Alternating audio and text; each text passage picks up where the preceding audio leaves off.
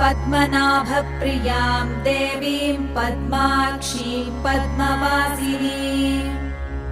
पद्मवक्त्रां पद्महस्तां वन्दे पद्मामहर्निशम्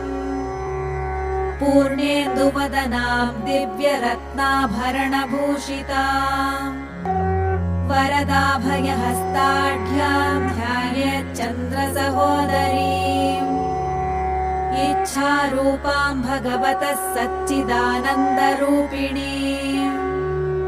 सर्वज्ञां सर्वजननीं विष्णुवक्षस्थलालयाम् दयालुमनिशं ध्यायेत् सुखसिद्धिस्वरूपिणीम् हरिः ओम् नित्यागतानन्तनित्यानन्दिनी